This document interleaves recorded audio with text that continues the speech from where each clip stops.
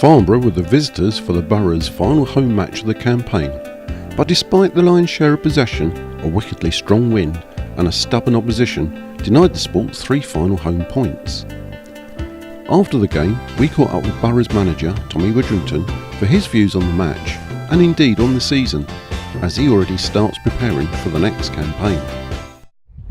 Tom, thanks for joining us. Not quite the last game at home you wanted to see, I'm sure. Well, it's not the result we wanted. I think what we've seen there is a very dominant performance in terms of possession and chances created, but we just haven't managed to get the ball in the net. I think it's, again, another tough day in terms of the conditions, real blowing wind, and the pitch, for all the good work that they do on it, is really dry and it's a fast pitch. So, them combinations are difficult to play lovely football. We did some really good stuff, and got to say their goalkeeper was by far the man of the match. So, we just haven't managed to put the ball in between the posts.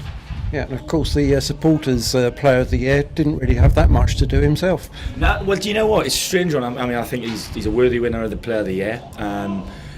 And I think it's his consistency and his calmness that I think is really shone this year for a young lad. He's only 21. It's his first full season in a first team. I think his consistency, and he touch wood, he's the only player to have played every minute of every game. And again, like I said, he hasn't been fantastic goalkeeping wise. He hasn't had that much to do. But and it's been similar today, to be fair. But his distribution and his general presence has been a comfort to the lads who play in front of him. So I'm pleased for him. So who stood out for you today? Well, it's difficult because it's a frustrating game to watch when you don't get a goal. If we'd have scored one, I really do think we'd have gone on and got quite a few.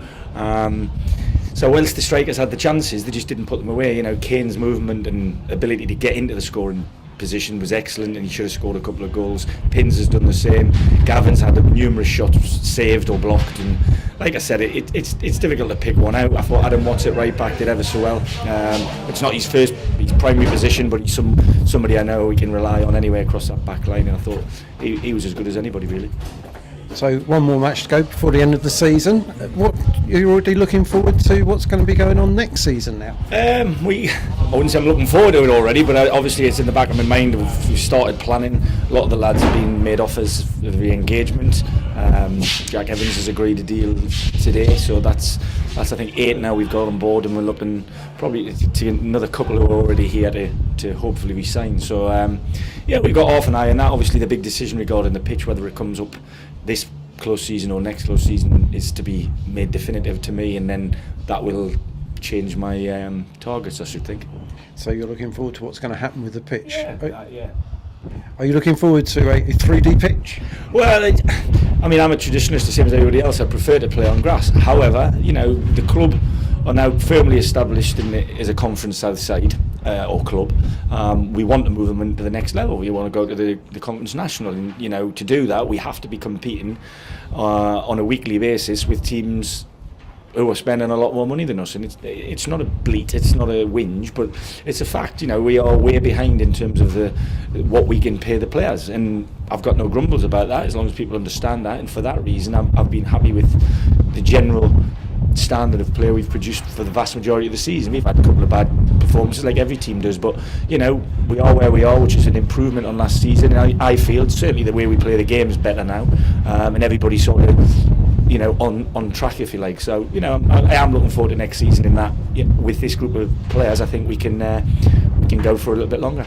So a solid base for the start of next season. Yeah, absolutely. The goalkeeper's already signed, as is in St Pemba, Sam Beale, Jack Evans has now agreed, Kane Hazeman, Darren Lock, Nat Pinney. So there's the crux of the side is going to be here next season, and I just think they'll grow. I think they'll get better together, and they'll help each other because they know each other.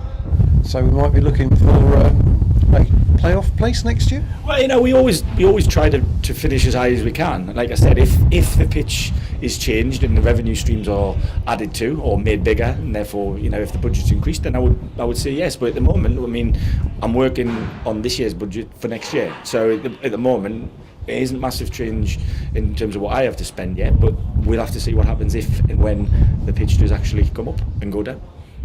Okay, we'll keep our fingers crossed. Tom, thanks very much, and we'll speak to you soon.